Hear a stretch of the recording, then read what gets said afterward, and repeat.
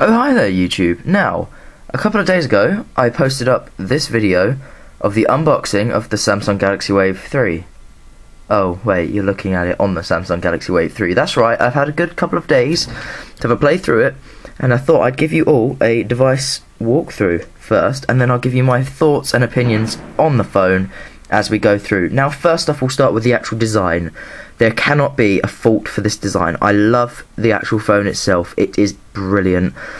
It's just the little things like the case itself that opens up. It's just nice like that. Look, access to the battery. You've got the SIM card. You've got your SD card, and it's just so simple. It doesn't feel like it's ever gonna bend or break. It feels so sturdy in your hand, and it's things like this that I like on phones. Nice sturdy design. So you can just shut it back just like that. It clips in like that, and it doesn't. You can't see any breaks, any faults in it. It's just simple and natural. It is a complete aluminium piece to it, so that's also very sturdy, very nice. You got the camera here. I believe the camera is a 5-megapixel camera. It doesn't record in HD, apparently. I've tried, I've had a look, but you know, it's got a flash, LED flash, and loudspeakers right there. It's just, it's a bloody nice phone as a device. You got the solid home button there, and you got two capacitive call buttons, because this isn't Android, remember, so it's not got Android buttons. It's not got home, search, whatever. You've got the call button. Sorry, I'm getting a bit off shot here. You got the call button here, which takes you to the numbers and such, and you got the cancel call button, which also has a couple of other uses in apps and such. I think you can use it when you're developing apps and whatnot. Now, the one thing I very much like is the lock button on this phone, as the lock button is right there. It's not on the top, as you might usually find it, but it is just right there, so you can just tap that, locks the screen. And it's good, because you're always going to be holding a phone like this, or like that, and you're always going to have a finger that's very close to the screen. So, you know, it's... Hang on, let me just move this, there we go, then we can see the screen a little bit better. Sorry about that. Yeah, it's just so easy to lock it, and to unlock it, and such. You've got your volume rockers here, up and down, and that is the only physical buttons on the phone. There's that one, and the volume rockers, and that is it. You've got your front-facing camera up here. Not the best quality, but then again, front-facing cameras aren't usually the best quality these days. And you got your earpiece speaker here. So that's the phone, and as I said, the phone is brilliant. You get a built-in 4 GB of memory. The processor is 1.4 GHz, which is really reasonable, to be fair, even on a device that hasn't got the most demanding operating system. Well, Barda is quite demanding. Well, we'll get into the Barda in a minute, but yeah, it's a great phone, and I love it to pieces. Then we get to the operating system. Now, I don't mind the operating system. Let's just start on the lock screen. Look, we've got here we go, that's the lock screen. You've got the time, you can have the widgets on there, like for example I've got the weather on there, and then we've got swipe screen to unlock. Right at the bottom there it just says swipe screen, unlock. Okay, cool. And that's just the lock screen, simple. If you get a text message through on the lock screen, you'll get a slidey bar just about there that you can just slide, and it'll take you straight into the message. Now, we've had a few problems with that. Sometimes it's said, because we've already had the messaging app open, it's told us to then go and close the app, and then we can then open the message up. So we've had a few Barda 2.0 related issues. However, I'm not gonna hold that to the phone itself. The phone is very nice. Now, the main aspects of this is what we were told was the widget side. Now, that is one of the main features apparently of this phone and of Barda 2.0. Now, you've got all your normal home screens. You've got about 5. I think you can add more home screens as well, but then you've got this, which is the widget screen. Now, you can't add any actual apps on here. This is all just widgets. I don't think you can actually add any other widgets on here. That's the unfortunate, annoying thing. But you get set with a search widget, a calendar widget, a time and date / weather widget, and Associated Press mobile widget, funnily enough, and Yahoo Finance widget. And at the bottom you have a fixed non-moving favourite contacts widget, which I like, because if you just want to get to someone who you talk to quite a lot, you can just tap on there and you get to them basically. It's very easy to turn apps, to turn widgets, on and off. It's literally, as you can see, the on and off button here. Just tap it and turns that widget off. Then we can just press that, and the widget's gone from the home screen, which is very nice. It's very simple, very easy. To put it back, you just go back up there. Simple, done. Now, as you can see, it does relocate it somehow, so I'm not sure how you meant to get it back up the top, if you want it up the top or if you want it at the bottom, but I'm sure we'll be able to find out some way eventually. Now, another aimed part of this is the Chat On app, which is, as you can see, I haven't set it up yet, but it's basically an app for both the entire line of Samsung phones, which means Galaxy S, Galaxy S2, Galaxy Ace, etc., and the Samsung Waves, all of them, as well as, apparently, what we've been told, all Android apps, and apparently there's an iPhone app and a BlackBerry app for Chat On. So that basically is the equivalent of iMessage, BBM, all the other types that we've got at the moment, Ping Chat. It's just Samsung's variant of it. I haven't had a play with that yet.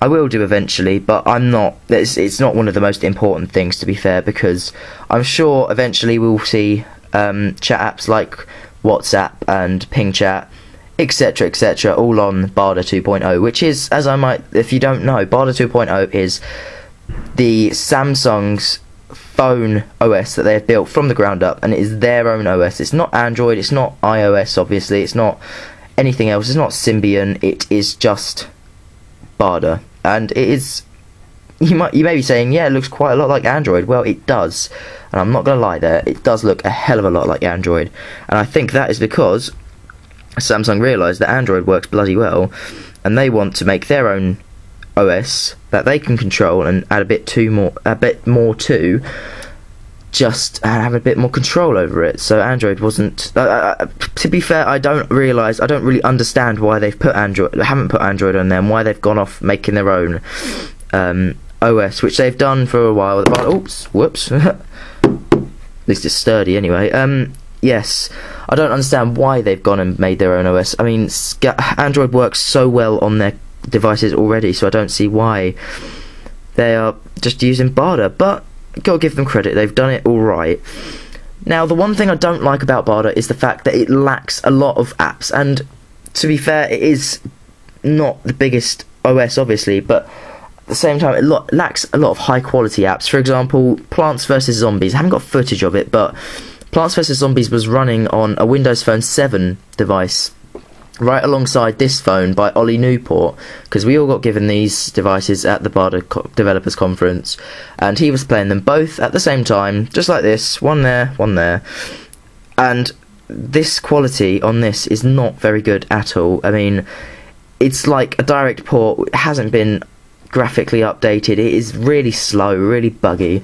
There are some good apps on here, however, you know, there isn't an awful lot, which is upsetting, to be fair.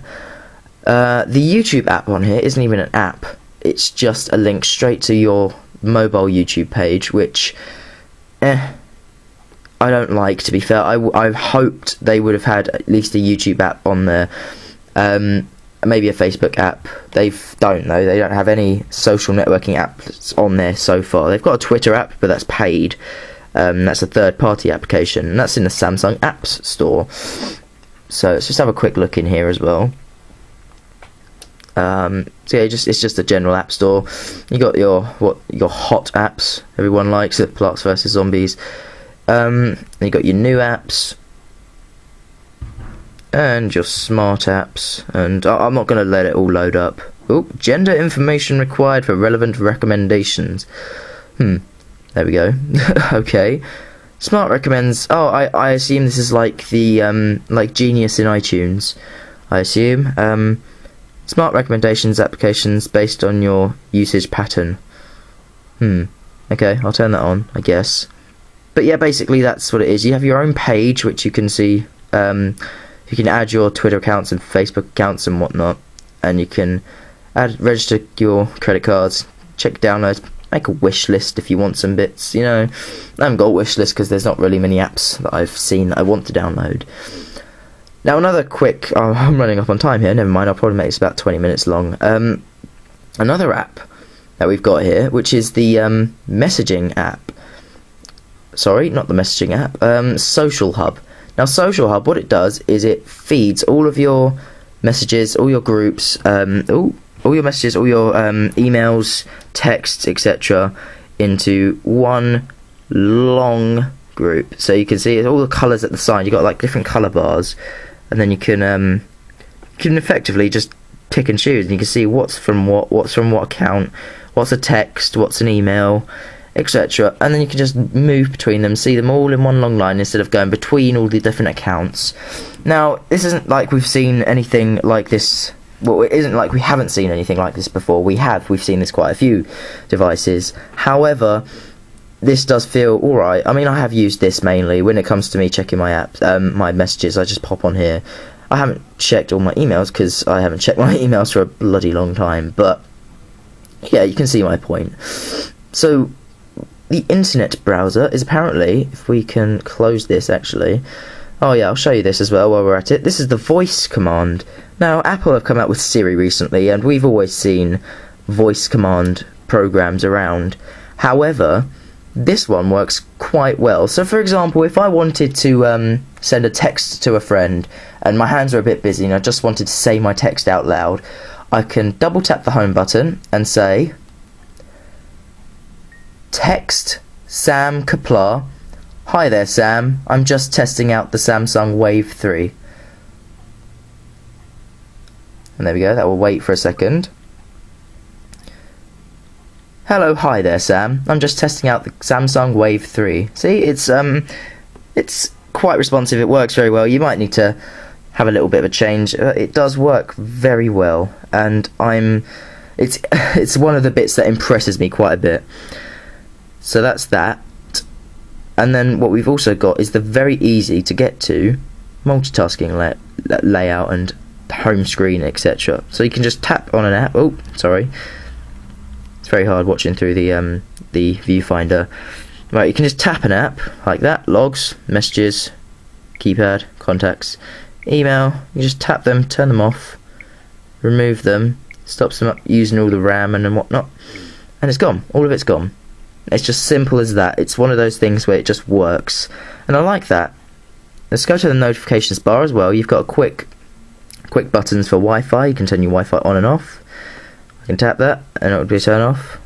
I'll just turn it back on again. Same with Bluetooth. You tap that, turn it on. Sound and vibration. Just variate through vibration, sound and vibration. It's just quick and easy. And auto rotation, which is something very interesting. Whoops. I'm already on the internet. Anyway, auto rotation. You can just tap that, and it locks your rotation, so it won't go into messages and it won't lock anywhere or move around anywhere. It's simple, it's easy, it's fast, and that was nice. All your notifications down here like usual. Nice, telling you that what network you're on. I'm on 3, obviously, so you know. So that, as I said, it just works nicely. It works fine. Some of the things that I've had problems with now, emails don't work as well as they should do. Especially email accounts and syncing through Google. I've got, as you know, I got a Sony Ericsson Xperia Arc, and I save all of my numbers and all my contacts onto my Google account because it's just what happens, and I save it all on there. However, the problem being that is that this, while it can allow you to connect your Google account to it, it doesn't let you download your contacts. So all my contacts are stuck on the internet, and I can't then take the contacts from there to this, and that isn't very good. And when I backed up contacts from that phone, the Arc, to my SIM card and then put it on here, it doubled up all the numbers, and it took me about half an hour to go through them all and delete everything off that was doubles. And it's just a couple of things like that. It just doesn't work well. Emails themselves don't look too neat either. If I go into my email account, if I can find it, then I'll show you, because they just look very squeezed together, very compressed. There we go. If I just get a Twitter email, it'll load up. Yeah, it doesn't show you the size very well. It zooms right in on it. You have to zoom yourself out on every app, every time. It's just, it doesn't look very nice. For example, again, another Twitter email, you know, If I show you this email up here, you'll see it will just be very zoomed in. It's just not very spacious, if you see what I mean. And the problem with another one of them is that it doesn't seem to recognise the security certificates for the email accounts. My first email account, the one that I put on, which was just my normal Gmail account, that was fine. The second Gmail account and my other Hotmail account, which was my YouTube's account and my Facebook accounts that I use, aren't allowed, or aren't giving the right security certificate, so I can't receive my emails automatically from them. It will tell me I've got an email, but I have to tap retrieve email on every single one of them, which, as you can understand, will be quite a bit annoying, really. It's going to take bloody lot of time. As you can see, all the emails are zoomed in and ugly, and you can't see everything. And that is just one of the problems that I found with this device. It just doesn't work as well as you might want it to. Right, anyway, if you want to get an app onto your menu, you can just type, for example, voice recorder, and down the bottom you can see it brings you up all of your home screens. I think you can just basically choose which one you want to put it on. You can just go like that, go between the apps, between the home screens, all that between the menu items, sorry, that's menu. If you want to put it on a home screen, you can just drop it into whatever home screen you want. So if I want it on there, drop it on there, it'll automatically put it on that home screen. I can tap the home button twice, bring me back to the home screen, and then it's there, and I can just move it around wherever I want. Simple enough. You can also, as you can see at the bottom, apparently, I've just realised this, just found this out, you can put other widgets on there. So if I want, for example, an analog clock, oh, there we go. So you can put other widgets on there. That is nice. That's more Android-esque, as you can see. But I think it works a little bit better because you can just see. It actually does. I like that a little bit more because you can just see the apps, the widgets. Apparently, you can only put one widget on at a time, so that's understandable. Though, why are you going to want like 2 or 3 clocks on one page? But yeah, that's nice. It works well. And as you can see, if it's too big for the page, it will put it onto another page, or the page with the biggest space available. So if I sit here, want to put a digital clock, it puts it there because there's no space on that page. So that's all right. So yeah, really, I should hope they should put more widgets on eventually. There's probably widgets in the market, I just haven't seen them. You can also add folders. That is one bit that I nearly forgot there. Folders. Now if you want to add a folder, there's just a little icon up the top there. It lets you add a folder. You can name the folder if you hold on to it, I think. Or is it? Oh, it's probably... No? How do you do this then? That's, sorry about this, I've never done it before, I never realised about it. Right, there we go.